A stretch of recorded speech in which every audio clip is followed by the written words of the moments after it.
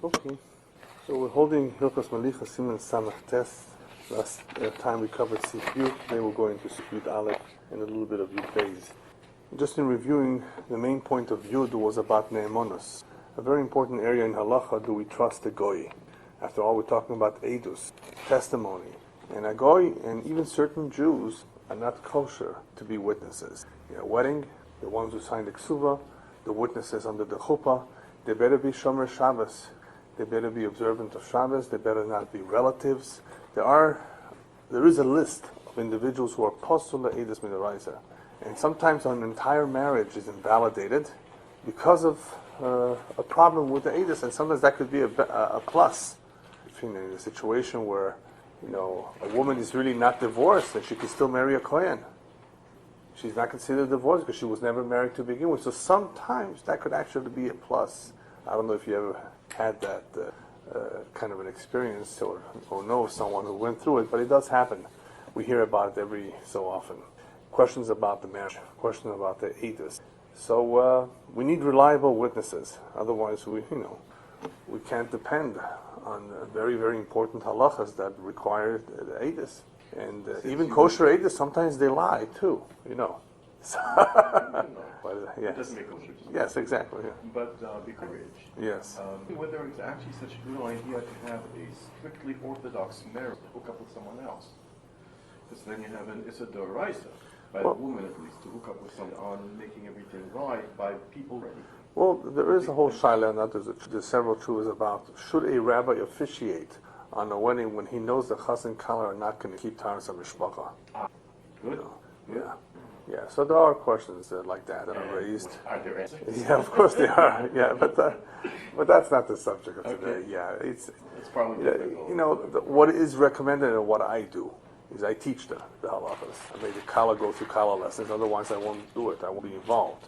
So we do our best to educate them, and we hope that if they show certain degree of seriousness and sincerity, that they will abide by the halacha.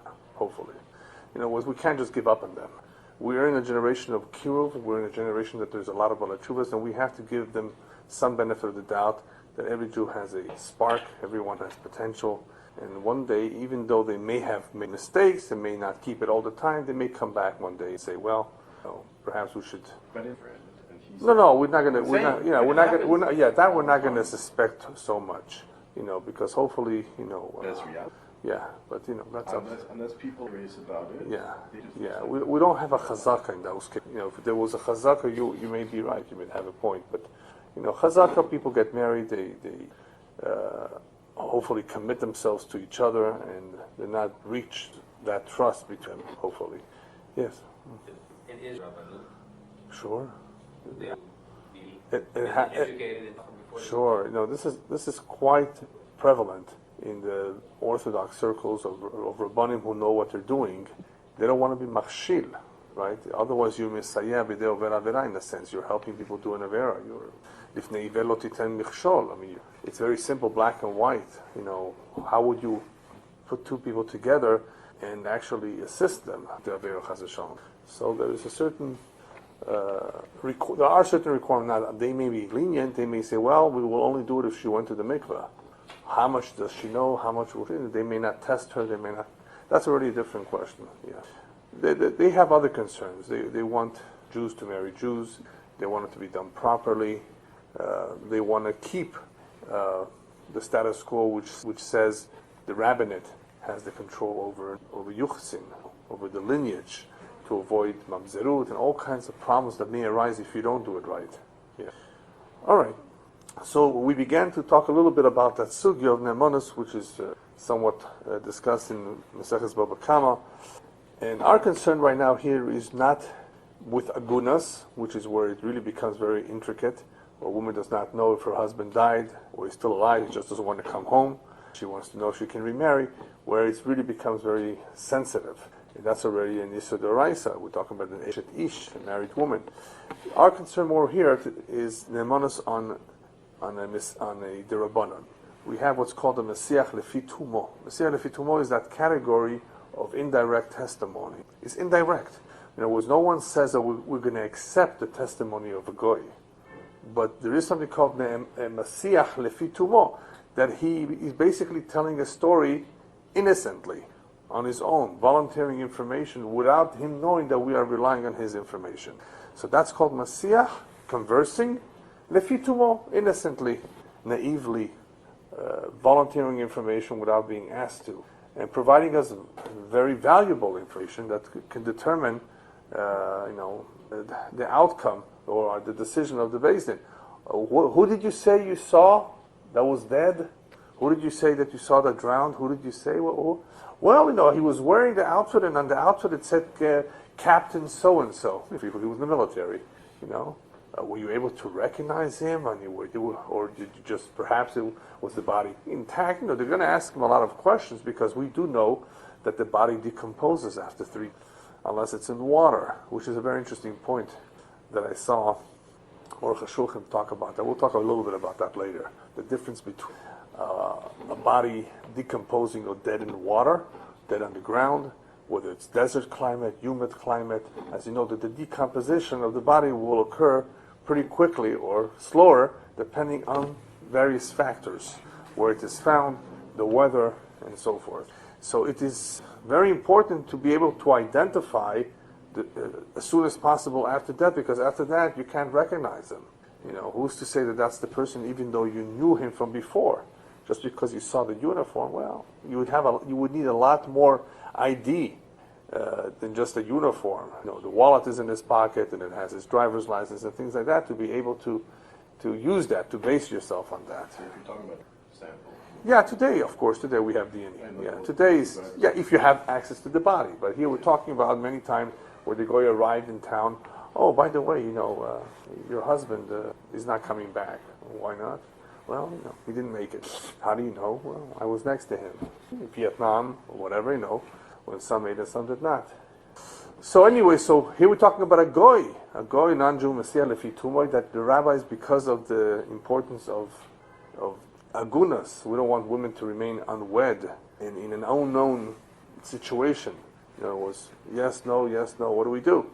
It's, poor women, we want to help them out. So the Chachamim were lenient in accepting a Messiah Lefi Tumoy in a case of aguna. But obviously, a lot of research has to be done.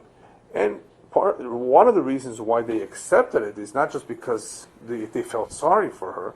This is in conjunction with the fact that a woman on her own would do homework and would not want to make a mistake of chas v'shalom marrying another man while she's still married, then having to deal with mamzerut, potentially, if he ever surfaces. So she would have done her homework too. She would not take a chance, and hopefully together with her homework and her research and the Beis Din too, trying to figure this out. And then comes along this Messiah Lefi Tumoy. Together, that would be sufficient. And this did happen over history, especially after the Holocaust. And sometimes you did have one guy from the entire neighborhood, from the entire town, that remained alive. Everybody was burnt in the shul. Everybody went to the gas chamber. It's not enough that everybody was put on the wagon to Auschwitz. No, people survived the camps. That would not be sufficient. Recently, September 11. Oh, your husband was on the 103rd floor. Well, nobody made it from the 103rd floor, I believe. He was on the 50th floor. Oh, maybe he did go down, but he never came. So maybe he ran away. Maybe he was people were in shock. People, it has lost their memory. Yeah, all kinds of things can happen. So we have to have concrete proof, pretty much concrete, solid, I should say. Nothing is concrete. It should be solid in order that we should be able to rely on it. So sometimes we rely on a woman, sometimes we rely on a koton. These are individuals that are not kosher le'edus for just about. So even though the Gemara says, yes, we allowed that by the Rabbanan, ne'emanus of a koton and isha, right? Messiah Lefi Tumoy as well, the Rabbanan. If that's the case, there was a machlokes. Well, what about a goy? Does this apply to a goy too, or just to a Jew? And so on that we had a machlokes. We had a smak.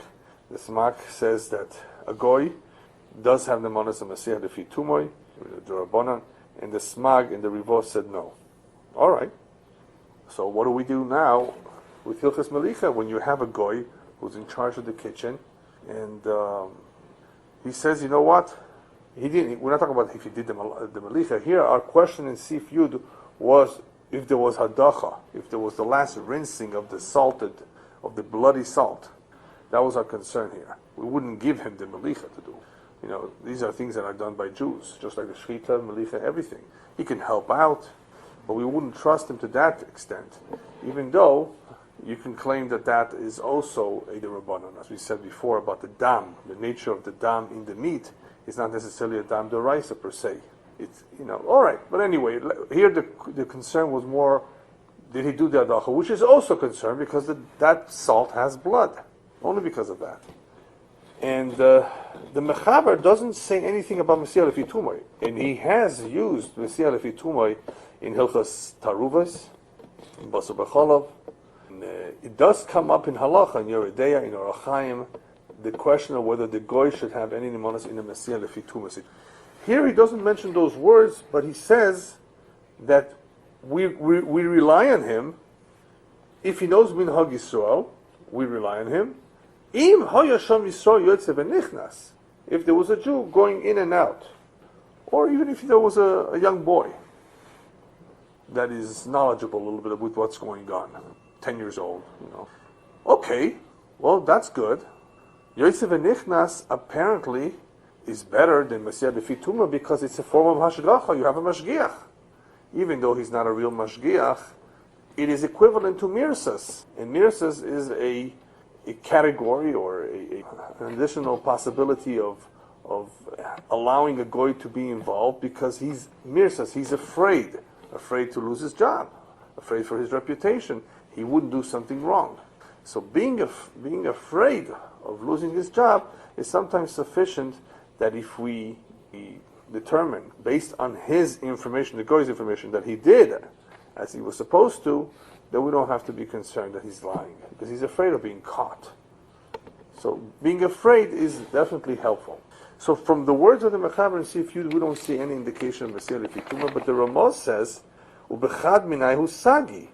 One of the two is sufficient. What one of the two? Or Mesiah Lefi Tumah, either on his own he's saying it, or she saw afilu kotun yotze v'nichnas. Why the mirsas? Since he knows the customs. All right. So obviously we have not only a machloikis rishonim, we have a machloikis achroinim. In other words, halacha l'maisa, the Mechaber does not allow for Mesiah Lefi Tumah. Here it has to be a little bit more than a Mesiah Lefi Tumah. It has to be mirsas in this case. And the Ramah says, fine. So Mechaber is going like the smag, and you could say that the Ramah is going like the rivo, like the smag, who say that they don't have the manas. Okay. Now. Sure.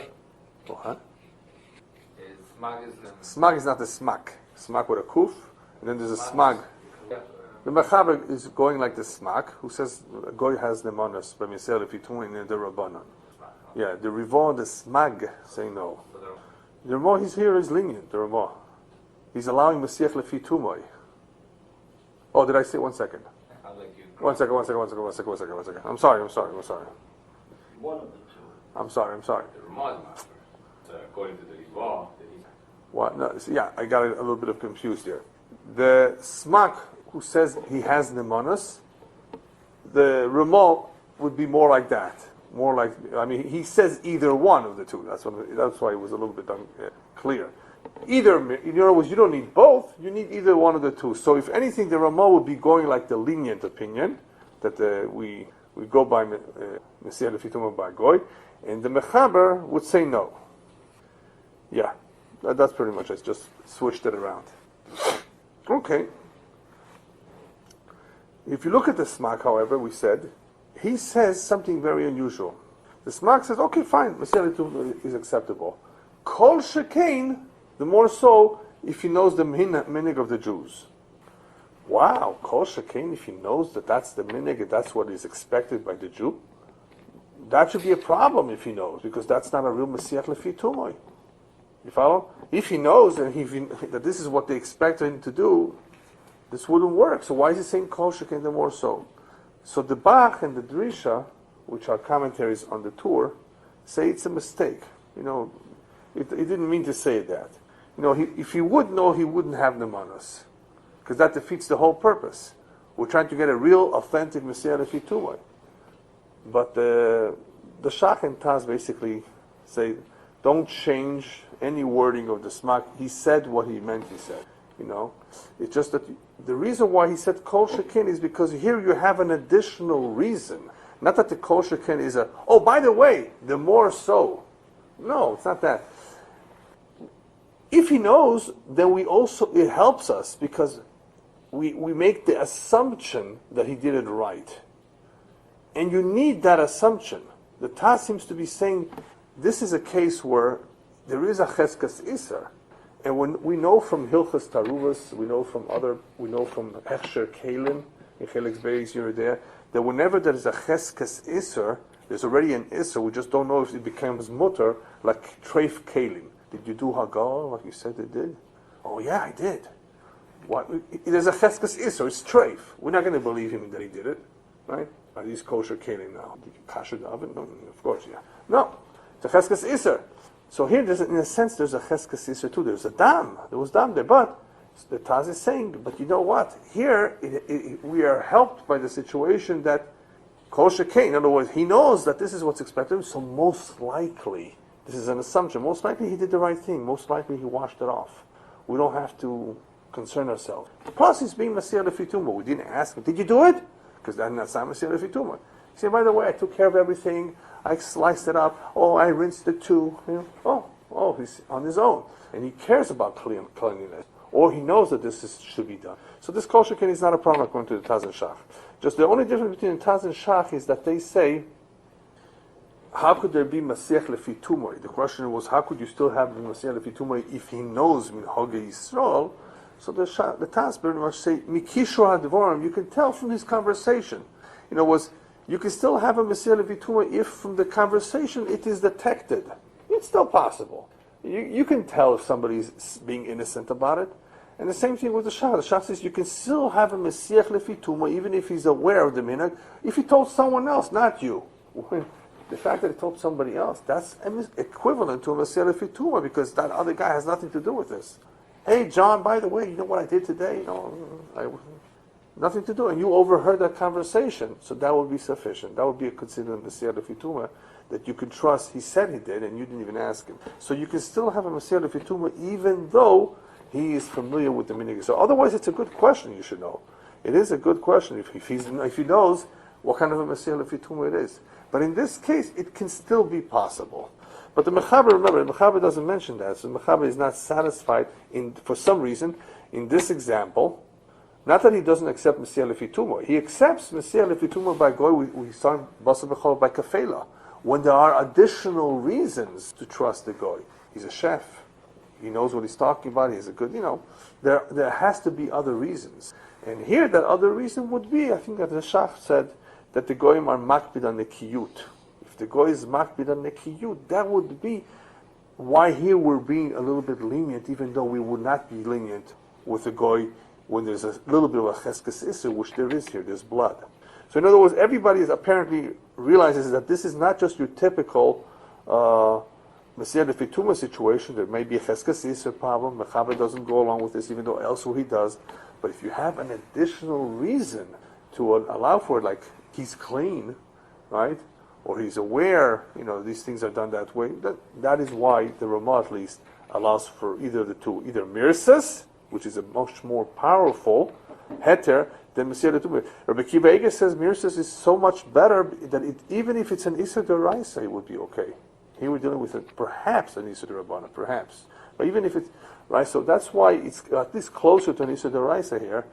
So the Mechaber is more makbid, or more machmer.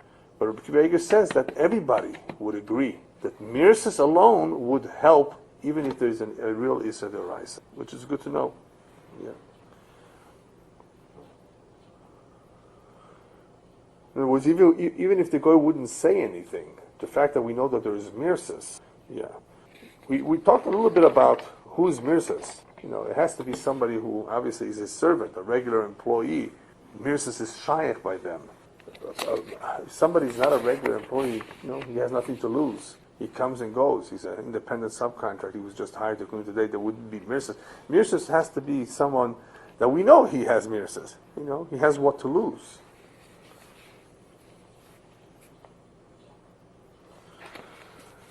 All right.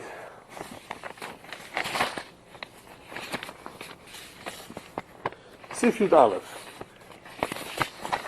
Sif Yud Aleph is already a big problem. We're talking about Basar shenisbashel belo Melicha. In the case of Sif Yud, we have some doubt. We have a suffix. Was there hadocha basraisa, hadocha achrona, remove the salt? Maybe if he wasn't, okay, so you could easily have shisha get the blood and the salt can get the salt, right? It's not the end of the world. Most likely you can deal with it. As we said, actually in Sif Tes. Sif Yud was about the Ne'amona, Sif Tes was, it actually, we know it was not done. You need shishim, connected the melach, or the blood in the melach, but the good chance you would have 60 against it and everything will be okay. Sif Yud Aleph is Basar shenisbashel belo Melicha. And this could happen. Chas v'shalom, I mean, somebody bought a piece of meat, but no Melicha was done to it. I mean, hopefully today what we buy in the stores, the thing is done for us. The chelev was removed, right? The nikur was done, wherever nikur needs to be done, of the blood vessels, of the gidana. I mean, whatever needs to be done was done. The only thing that is not done today and that you have to be careful is that some of the liver is not broiled. You know, liver you can't cook. You can't salt and cook it. You have to broil it, alayesh, on the fire, to get all the blood out. So you see it's very bloody, and they expect you to do it. And a lot of people don't know how to do it right. It's a problem. I don't even think they should sell it. It could be a mikshol, unless they put it in black and big black bold letters. You know, make sure you do it right, or whatever, because it's a problem. So here we're talking about meat that somehow the balabasta brought home, and she forgot to salt it. And we know for sure she didn't, as opposed to the case where there was a suffix, which we had a very interesting taz. You know, what do you do then? All right. But here we know that the basar was never salted. What's the problem? Meat that was never salted, that means the blood is retained. Now, this is not dam hanefesh. There's no chorus on this dam. It's dam ha'ivorim, internal blood, which is different. It's still usher. But it's not exactly usher unless it's porish, unless it moved, mimokum limokum. If it, we know for sure that dam ha'ivorim was in the same place all the time, I can eat this piece of meat raw, without doing anything to it, just rinsing it, of course, eating it raw if you like raw meat, no problem, no salting. You're stuck in the desert, you don't have the salt, you don't have fire, you're hungry, eat some raw meat. Shak the animal, eat it. No problem. Make sure you didn't eat the dam ba'in, the dam that's coming out, you rinsed it a little bit, but the internal blood, don't worry about it. You have no choice. Part of the process of koshering means that we do draw out the blood. How do we do it? Through one or two ways. Either through melicha or through tzli, which we'll see next week. That there is a way to get the blood out through tzli. What you don't want to do is cook the meat without the melicha or the roasting. Otherwise, you're going to have a problem. That blood, through the cooking, is going to move around. And if it's going to move around, it's going to be usher blood. So that's the case we're talking about over here. That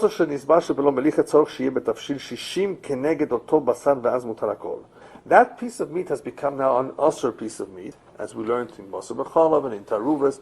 Isur and Isur. There's all kinds of Isurim. There's Isur of a chelev, there's Isur of treif, there's Isur of chalav on the meat. It became a cheftza of an Isur. It becomes usher. All right, now what do? Well, do you have 60 times in your pot food keneged, in other words, against this piece of meat, this piece of chicken? If you do, as mutar hakol, you need to have 6 in the tav shishim keneged oiso basar, as mutar hakol. The Machaber says mutar hakol. Everything's mutar, even that piece. Good. Now, I have to be honest, that's not going to be so easy to find 60 times as much, depending what you're cooking. If it's a whole chicken, the whole chicken takes up the whole pot. When I was learning it, I said to myself, well, what are the chances you're going to have shishim? So the only one who may have an issue with the shishim more likely would be a caterer, maybe, who has a big, large pot, right? Otherwise, or it could be that the shishim problem arises after the cooking. You've done a lot of cooking, and then they all got mixed up, all the pieces. Oh, well, one of them, right? So then, then the question of shishim could arise, but from a different angle, not in the tafshil, not in the pot, but a mixture of meat after the fact. And then, of course, you have to consider, is this a chaticha royal iskabed? There are pieces of meat that if they're a certain size, they're not botel afilu be'elef. There are other issues then that we covered in the Taaruvos that maybe, may be relevant in this case. It all depends if we're dealing with an Issa D'Oraisa, if it's an Issa D'Rabbanan, if there's a sfeik, if there's only one suffix. There's a lot of issues to consider when you're dealing with this. So here, it's a big issue, but for some reason, the Mechaber does not treat this like an ordinary Isser. In an ordinary Isser situation, usually he would say that Isser remains Asr. If that piece of meat or chicken was Asr, it remains Asr. Because of Iyaf Shal Esoichdoi. The Ramah says, V'yesh oisem oiso chaticha filu b'deika shishim neged ha-chaticha. V'ochi nohug, that's the minig, im lo letzorech, kigon lichvod Shabbat or lichvod orchim, de'az yesh lismoch ad divrei makilin. Unless you have a great need for Shabbos, many guests have come, then you can rely on the lenient opinion that says what? That piece will be mutter too. Okay, so now we have to understand what's going on over here.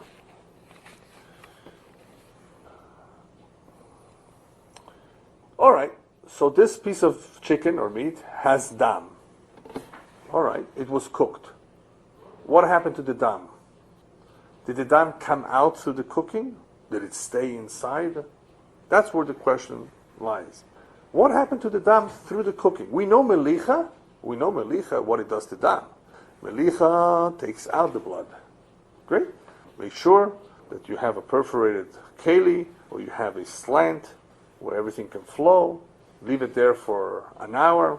Perfect. You covered all the sides, a good amount of salt, you got all the blood out. But it's a little red. That's called mohel. That's called juice. Red juice. That's not real blood. But for the most part, all the blood came out through Melicha. And as we will see next time, tzli does a wonderful job. If you do the tzli right, ala esh, it will draw out all the blood. For the most part, no blood will remain. Here the question is, we don't know. We really don't know what happens to the blood. That's why there's a machlokes here. What happens if somebody cooks this? Does the cooking process actually remove all the blood? Because if it did, then and there was shishim, connected the blood, connected the meat, then why shouldn't the piece be mutar? If we remember that, we talked about it several times. If we are able to determine that everything is out, then it should be mutar. There's no problem. We sometimes just don't know. But here it's a little bit different. The shita that holds that the bishul is not, once you have shishim, that piece of meat or chicken is mutter, it's because whatever came out, some will come out, came out. And if anything stayed behind, I don't have a problem with it, because it never moved to begin with. So the lenient opinion says something very interesting. If it moves, it went straight out. Just like Melicha, kosher came bishul. Bishul is powerful. If it got the blood to move out, then it's on its way out.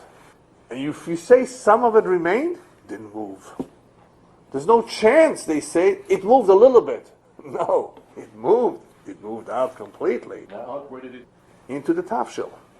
Right, and there's shishim. So this piece of meat is okay. Oh, that's just what? Against the piece. A piece? Yes. So why would it be a... No, so we're saying the Ramah says some people are machmer, say that piece is osir. Uh-huh. The Mechaber holds like the lenient opinion and says, the shishim? Great! That piece of meat is mutter. Why? Why? Why not? Well, maybe there's some dam in there. There is? Well, it stayed where it is. And dam that stays where it is not dam sheporosh. A little bit to stay behind, no big deal. I can have it. No, I don't have to worry about it. Maybe to view it. Yeah. Because of the meat. Right, therefore. So who says that for the meat, all the blood managed to... Could be this blood started flowing out. Right. In the meantime, the became sealed because of the heat. Right. You're right. Some of the blood remains trapped, but already had time to... Yeah, there are some unknowns here. Yeah. So anyway, let's first talk about the opinion that is machmir, and that's the Ramah. So yesh oisim oiser chaticha afilu b'deika sheisha neged chaticha. So the Taz here brings down two explanations, and they're very similar, and I have a little bit of a hard time understanding them. Maybe you will understand it better. The Taz says like this. The first reason is, this dam doesn't come from the outside. This dam is internal. It was there to begin with. Because it's there to begin with, it doesn't leave so easily. It's not like something that came from the outside that was happened to be cooked together with this, that you could say, you know what, it went in, it went out. This was always there to begin with. This was part of the meat. This is the meat itself. So we're not going to say it just so easily came out in its entirety. If it's an issue that comes from somewhere else, you can say it goes in, it goes out, it's expelled, the water, the pressure. But this was there from the beginning, and this is not his own explanation, by the way. I think it's the Isur Beheter. It's like an Isur Davuk, like the first explanation of an Isur Davuk, which we saw in Basar B'Chala, remember in the Ramah, where the Isur Davuk, meaning the Isur, is attached to the piece of meat. The Ramah says Chanan B'Shar Yisurim. The big machlokes, remember Chanan B'Shar Yisurim, do we say or do we not? So some say yes, some say don't. The Ramah, however, makes certain conditions on when there's Chanan B'Shar Yisurim. He says only if it's an Isur Davuk. Or, the second case was that it was outside the tafshil. So the milk, or the Isur, whatever, hit the piece before it got mixed with everything else. So it got absorbed much more into the piece before it is able to be mixed with other things together. So Isur Davuk means that there is a scenario where something is so close in proximity, it's so attached to the object that it's latching onto, that it is more concentrated in that spot. So that's the Taz says that the two explanations. Explanation number one, it's like an Isur Davuk. There's more of a concentration there, therefore there is somewhat more dam remaining in this piece than the ordinary piece that would have it come in and out. That's one explanation. And the second explanation is the other Isur Davuk, which I didn't fully clearly understand how it works, but basically he says like this. We are concerned, maybe this piece for a moment came out of the tafshil. Okay, listen carefully what he says. We're concerned that this piece of meat or chicken came out of the tafshil for a moment, and then of course went back in, or did not go back. But at that time there's no 60 against it. The moment it's isolated from the rest of 60 in it, now it became Hanan. The reason why there's no real Hanan here, why don't you say Hanan here to begin? According to the Ramban. No, why don't we say Hanan in general? According to those who hold Hanan, why don't we say Hanan over here? The reason why we don't say Hanan here is that this piece of meat was never Asur to begin with, right? That's why you don't say Hanan. What's the machlokes? The Ramah says it's mutar behefsed, the tzorach, right? It's more like an Isur Balua, yeah. But in other words, it was never. Yeah, it's not a piece of meat that is Asur, and now you need shishim. There is no Isur there until the blood moves. Exactly. So since it never started off as an Isur, you don't say Hanan. It didn't start off as an Isur. Okay.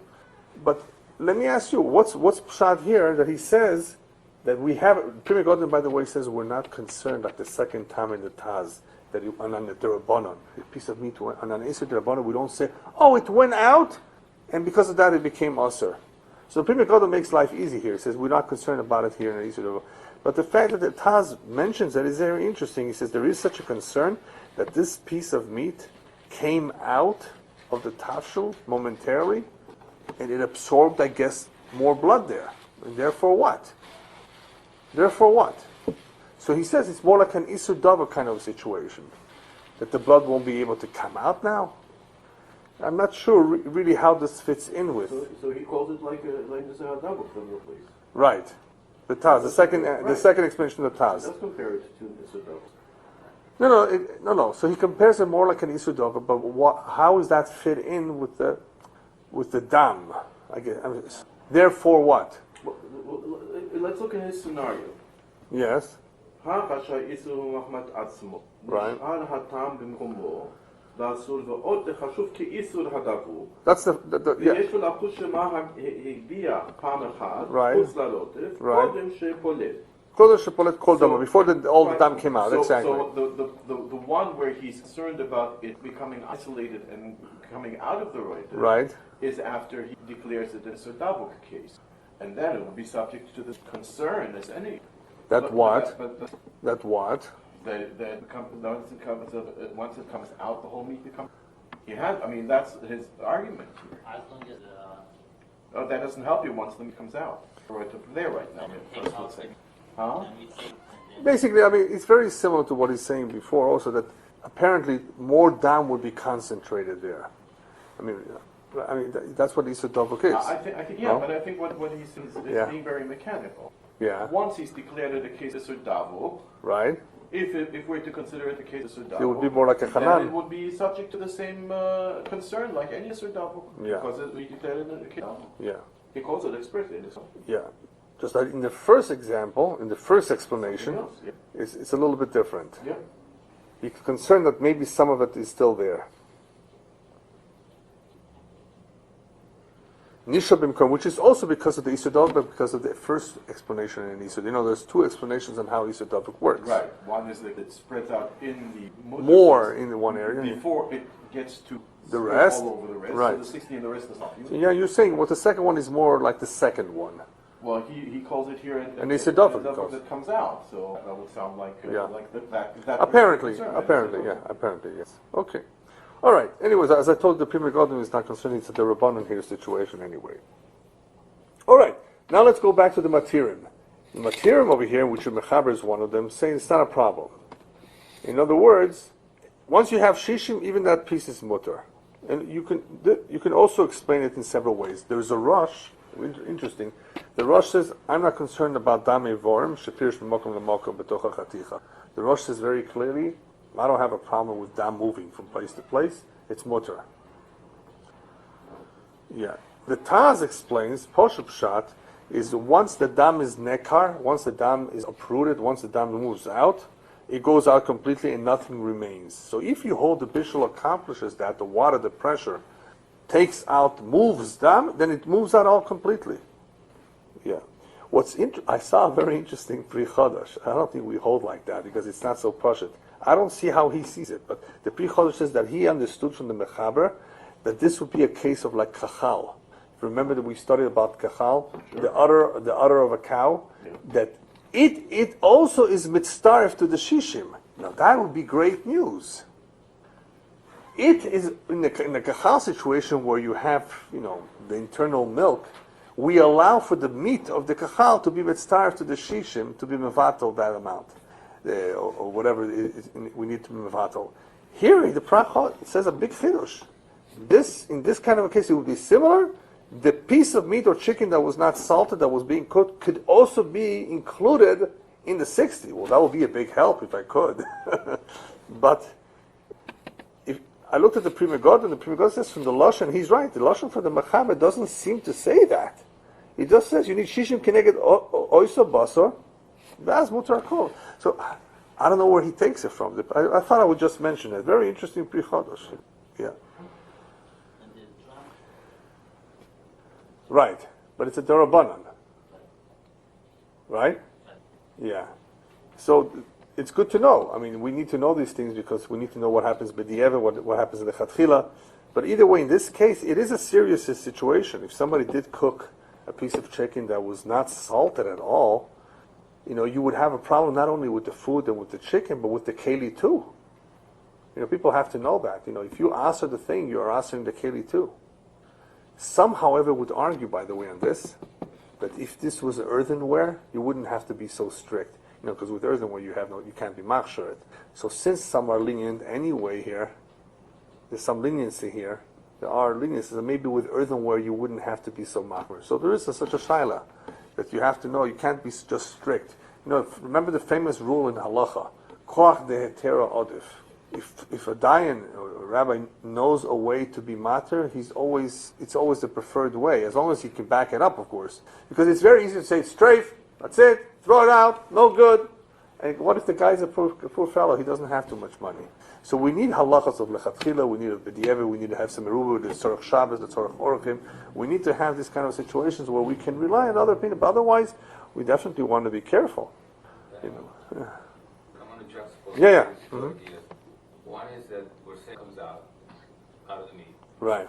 Possibly if it comes out, then it cut all the way before we can Right. talk about it. But there is this concept of Sudavuk, which is in Sudavuk means that thing absorbs whatever's attached to it, it won't come out anymore. Why not? Otherwise, why do we call it?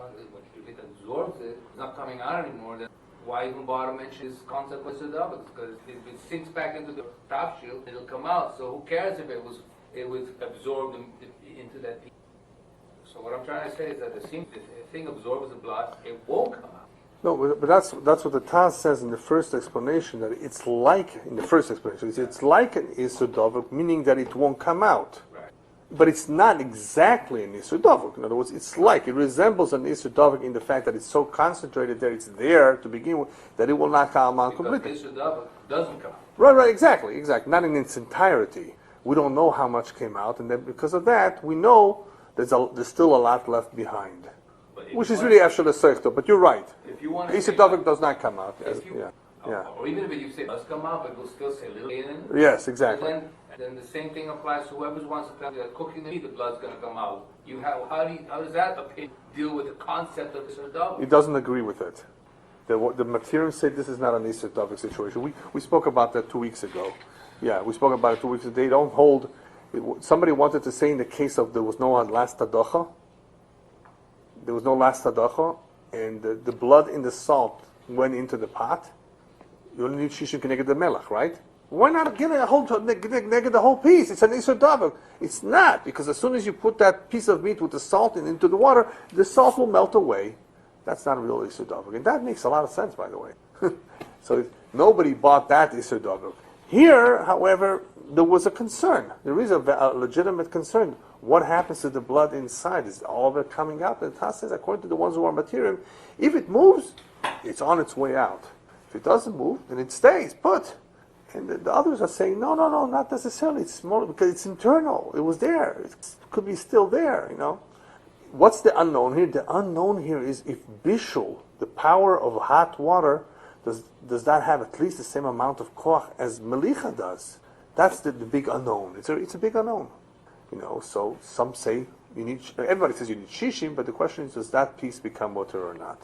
So there's some hoarding. And so because there are some big opinions that to be lenient, we can rely on it at least in Tzorach Chefs Meruba or Tzorach Shabbos. The Ramah here, however, adds one more point here. V'im nimlecha chaticha v'lo nimlecha karoyu, the same halacha would apply. If you salted a piece of meat, but it was only 10 minutes. After 10 minutes, it was only 10 minutes ago. It was too late. It's in the pot. Im nimlecha, it was not karoyu, dino kilu lo nimlecha klal. We treat it as though it was never salted. Third din, which we'll talk about next week. V'chem b'shah, actually we'll go into it now a little bit. V'chem basar sheshah shloisha yomim below melicha. Let's say you had a piece of meat that stayed, was out of water, was not in the water, it was not in the water, or was not nimlach, was not salted for 3 days after the shechita. It's a big problem, you know that? You really have to salt it right away or rinse it every so often. Otherwise, you won't be able to ever salt it again. Even if you salted it after the third day, it's kilu lo nimlach. We treat it as if it was never salted. And if it got cooked, there is a Chuvas Arashba in the Rosh. Remember the Rosh we just mentioned, that he says that dam evorm is not a problem, removed. But in Siman Samach Zayin, which we didn't learn, that talks about dam, all kinds of situations of dam, there's a situation there where an animal was just slaughtered, it's still kicking, and comes along somebody and breaks the neck. And by breaking the neck of the animal, you sometimes sever some of the blood vessels in such a way that it becomes coagulated. It becomes very, very concentrated in that particular spot where the neck was broken or the spine was broken. There are other ways that this can happen. You know, if you threw it down the wing, it can happen. You see the black and blue marks. You see the clot. So breaking the mafreket, as it's brought down in Siman, it could be a problem that area of blood, will have a tremendous concentration of blood, and you won't. And the halacha says that you can't eat it. That for those who want to eat it raw, that you won't be able to eat because the blood has moved over there. So the Tshuvas Rashba asks on this rush, you see over there, you see that it is a problem. The blood has moved, and here you're saying the blood has moved. So what? So it's a question on the rush. There we don't eat it. Blood moved, and here you're saying blood moving is not a problem according to you. Anyway, so that's a question that I saw that the Tshuvas Rashba asks on the rush. But the Shach explains that Rosh over here.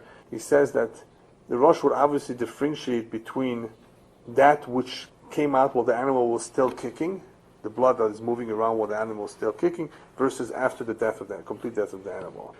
The Pri Chodesh has another explanation. He says over there, by breaking the mafreket, the neck, you really are getting a lot of dam, a lot of blood concentrated in one area because of your action. Here, the cooking, it's not going to be a problem. It's not going to stay in one place. It's going to completely move out.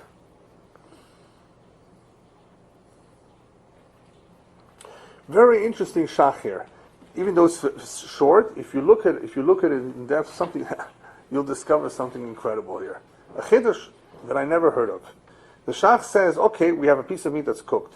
So the shach says that afim lo nisbashel legamre, even though it wasn't cooked entirely, rak shesamua b'gdero shemiktzosacham v'yad soledes bo. Okay, this is important to know. This applies to Hilchos Shabbos. This applies to all the halachas that we've covered in Basar and Taaruvot. You're putting something in heat. That's going to present a problem, right? Okay. What if it's not so hot? It's just cham and yat soledes ba. That could be a problem if it's a clear rishon, right? Clear rishon, it's already hot. What's hot? It's already hot. Yat soledes. Yat soledes ba means it's pretty hot. That's what the Shach says here too. Don't think we're talking about basar is bashel for it to be a problem. Even though you just put it into the pot, and it was just yat soledes ba, it's already a problem. Okay, fine. I'll buy it. I'll take it. Now, on this, the Pri Megadim, who goes more into depth into the achronim that I mentioned here, the Maril, Sharidura. So he brings the Minchas Yaakov, who's a achronim. He mentions several achronim, and he says like this. In explaining the Torah's Chatas, what does the Torah's Chatas mean? We're talking about that the piece of meat, it chamema leyat soledet ba. Mikhail says, in order for this piece of meat to become asur, it has become so hot that it itself is yat soledet ba. So the Pri Megadim says, well, wait a minute, you mean to tell me that if the water is boiling hot, and it is not yat soledet ba yet, that it would be okay? What? If the meat is not yet a problem. Let's say you take a meat and put it into boiling water. Right. The meat will take some time. It's going to take some time, but that's what the Pri Megadim is saying, that we never heard of it. Pri Megadim says we never heard something like that. Pri Megadim says if the pot is boiling hot, and you put it in for a few seconds, it already has the koach, the energy to do whatever it does to this piece of meat. Under normal circle. Yeah. So that's why he says that this is a big. He says this is a big surprise, a big chiddush to me. If that's exactly what he meant, yeah. He says it can be cooked even if it's not yat soledes ba. He says it can become cooked even if it's not yat soledes ba. Interesting. All right. He brings down that the Beis Meir says the same thing, but the Sefer Yore Deah, the Darchei Tshuva, brings down the Yore Deah that he holds like the Minchas Yaakov. He says that if it's not hot itself, like your example would be a good example actually.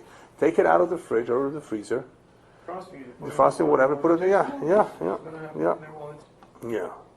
So that was, I thought that was very interesting because we hold that we're actually very machmir. As soon as you put it in for even a minute or two, it's already very, very hot. We don't know what could happen. How long does it take for things to move around? If there's enough heat, unless you can put your fingers in, there's nothing. Then of course nothing happens.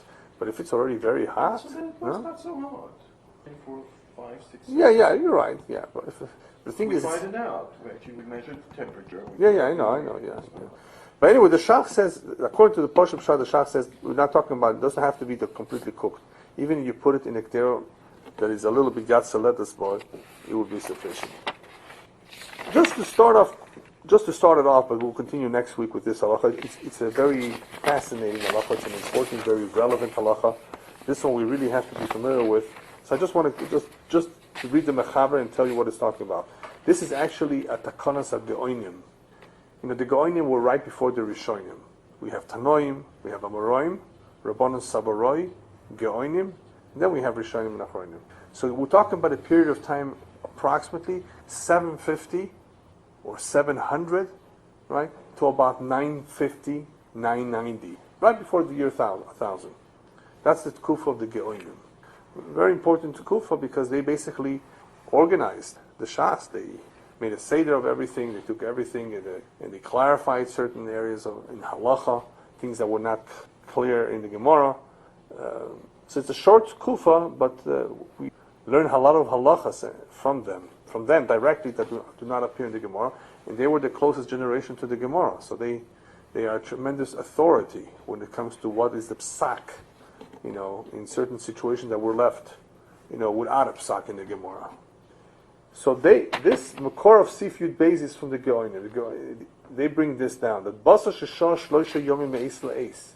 Any meat that was for 72 hours left without melicha, nisyabesh dama v'toicho, the blood has been dried inside, v'lo yetze oid al yedei melicha, it will no longer come out through melicha. What do I do now? Well, ve'ein le'ochlo mevushal elo tzli. You can still eat it, but you have to do tzli. You have to barbecue, roast it, or broil it on the fire. Okay, what if I broiled it? Can I now cook it? Well, why would you want to cook it now if you already broiled it? The recipe calls for it. That's right. Exactly. That could be a reason. The recipe calls for it. Or I already have broiled chicken and I want some cooked meat. Or for Pesach, as for the Seder we don't have broiled, right? So you want to. So can I cook it after I broil it? So the Mechaber says no. But that's only lechatchila. If you went ahead and cooked it anyway, it's mutar. Anyway, that's the Mechaber. We'll talk next week more about why. But that's basically the halacha. The Beis Yosef brings down you should not intentionally leave meat without melicha for 3 days, even though you said, but I'm going to do tzli. No, chayshinan, we are concerned, shema yivashlo, you may come to cook it, and you don't want to cook it because you're going to get into trouble. You can't get the blood out anymore, it's dried. It's the Beis Yosef. Right? This is the Beis Yosef, yeah. There, the boiling is not as strong. Oh, so that's, right, that's a question. That's a question. It's not that it's not as strong.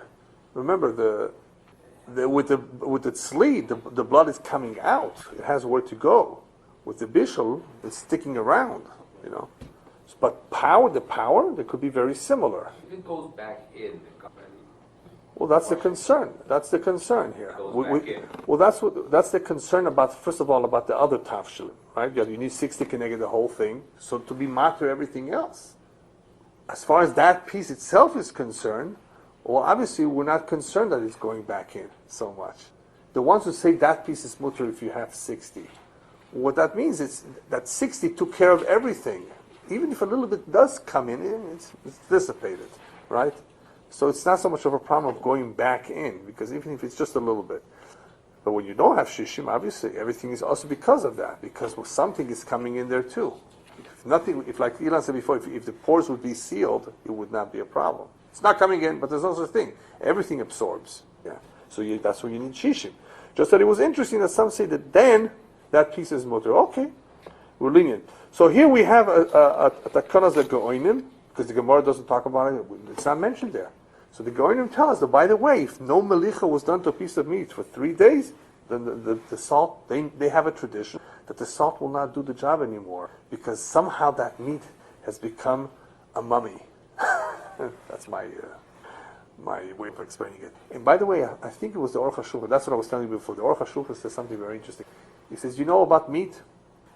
meat that was not salted for 3 days, it's dried up. But if that meat was in water, it's okay. Because look at dead bodies. They will not decompose as fast in water as they do on land. They will be desiccated, I think is the word in English, dried up inside, much faster if they're on land than if they're in water. So therefore, if a dead corpse was found in water, you may be able to see the simanim on the body a little bit longer than if it wasn't in the water. Even though he himself says, or Chashuvah says, I don't mean to say that they are actually the same, this piece of meat with a corpse. He says, I'm not implying that, he says, because they're different. But he says maybe there's a little bit of a remez from that Gemara, how being found in water versus being found on land could make a difference on being able to identify the simonim of the dead longer period of time than had I been otherwise had it been just a piece on land. Continuously, intermittently. Well, it's going to help even if it's intermittently. That's the thing. The big question, however, is what do we do about frozen meat? And that's the big question today. Because to bring meat from Iowa here, unless it's Federal Express, if it's by truck, we know that they have coolers. Today they salt the meat already over there. But back in the old days when my father-in-law Shalom used to get the meat, he had to salt it. So they had to be sure. They usually got it, I think they got it within 3 days. But what if not? It had to be frozen. Frozen meat. Frozen meat. Is that mutter? Is it mutter if the meat was frozen? Once it's defrosted, do you start the 3 days from that point? So Ramosha Feinstein has a truth on that. That if it's frozen like a stone, he says, stone, everybody should pretty much agree to it, that this is not what the Goyim had in mind. If it's not like a stone, it could be a problem. If it was just a little bit frozen, a little bit frosty, that may not help it enough. But if it was frozen like a rock, maybe you would be able to. So that's something that we'll discuss more at length next week. But this is definitely an important area in Halacha. So just as far as the Rishonim go, we have the Goyim Stakana. Will Tzli help? Well, the Tzli helps is Maram Rutenberg says it does. And he brings it in the name of the Mordechai. The Rosh mentions it, the Ozarua mentions it, that even though they said Melicha won't help, nobody said, what about Tzli? So we have enough Rishonim that say Tzli, however, will help if somehow the meat went without being salted. Then we have the other machlokes. Can I do bishul now after the Tzli? That's a machlokes. The Tzuma Sadeshan says it's also, and he says that's the way he understood it from the Rosh. The Smag, it was medayik that from the Tur, even though I don't see it. He just says, well, the Tur always says that you don't eat it mevushal. Okay. I understand that to mean that you don't eat it mevushal, but I don't understand that to mean that you cannot eat it mevushal after the tzali. But the Smag says that, so I'm not going to argue with the Smag. Smag says that it's understood from the Tur that he will not allow you to cook it. And you know what? The Mechaber says it too. So Mechaber apparently is going with those boys that say, listen, even after you did tzli, what would be the problem? Why isn't tzli enough? Why can't I cook it now? What's wrong with cooking it now? Think about it. What could be the problem? Anyway, so the Beis Yosef brings it down the Shara Dura. Isa Beheta says it's mutter to mevashel after the tzli. The basic reason between why they're mater, the ones who are mater, is because they claim that tzli takes care of all the blood. And apparently the ones who are machmir say not necessarily. Could be some blood that is remaining behind. But wouldn't that do the tzli? Yeah, and that's the right. So That's what the the Mekilin hold. Like, what are you going to say? Yeah. So the Mechaber is machmir lechatchila, is mekel b'diavad. Taz brings the Rashal that is asers b'diavad, but I think the Taz himself says we were never machmir on that. So I think the minhag was to allow it if you really need it. Cook, like you said, the recipe calls for it. But otherwise, actually, I did see some tshuvas on this, that if somebody really wants to do it, lechatchila like that, he should make regular melicha, even after 3 days. Even after 3 days, it's too late. Do the regular melicha anyway, then do tzli, then go ahead and do bishul. In other words, even though you're not supposed to do it, because it's not going to help you, but perhaps it does help a little bit. Help the conscience. Well, then if you do the tzli and you do the bishul, you're okay. The Ramah doesn't seem to say anything here, so we're left with that it's lechatchila you shouldn't. I guess you shouldn't do it because maybe you get confused. You're going to do bishul. Oh, it was okay to do bishul. So next time, be careful. Do melicha on time. Don't get yourself into this kind of trouble. But if 3 days went by, people have to realize that the melicha according to the Geonim does not work. Somehow they knew. But it seems to be, from all the Rishonim, it seems to be that tzli does have the power to take it out. So tzli for sure, like you were saying, is stronger than melicha. Is it stronger than bishul? Not that it's almost the same. I would say it's almost the same. If anything, bishul might be stronger than tzli. But yeah, but it doesn't allow for the blood to. Here, the blood is escaping. So anyway, what happens if you left the liver unsalted or unbroiled for 3 days? Okay? We'll talk about that next time. The liver you have to broil anyway. It's never salted, right? So you shouldn't have that problem because you anyway have to broil it. The way to take it out was it. So usually it's okay. But you shouldn't leave it for 3 days either. And anyway, the custom is to put a little bit of salt on the piece of meat you're going to broil anyway. So you have to be careful. The Maisa, we have the Mechaber that says don't do it. But we have the Shitas that hold the B'di'eh, but it's not a problem. Because hopefully the tzli already took out all the blood anyway. Okay, we'll stop here. Next question. Yeah. If you salt the meat properly, Yeah. is it believed that all the blood comes out or necessarily? Yes, if you did it properly, covered all the sides, put enough salt, left it enough time, all the blood came out. And if anything remains, we said the chalita or the bishul or the hot water when you cook it will dry it out, the little bit that remained there, if anything did remain. But we hold that just about all that comes out, and the redness that you see is not the blood, it's called mohel, it's called the juice. So we hold that if melicha is done properly, pretty much all comes out. So you got to do it properly. So that was a question. How much? You have to cover all the areas. How thick? Just do it well. Like this, there's no question. Do it both sides. Cover it up. If you cover it very well and you leave it enough time, you don't have to suspect that there's any blood left. What? Like Persian, you put a little bit of salt in the boiling water, and the blood comes right on top, and then they can collect. And then what do they do with it? Correct. Oh, I thought they use it for something else. Yeah. Yeah, sure. Yeah, but no, if you do it right, you don't have to worry. Okay. The Hashem will continue next week.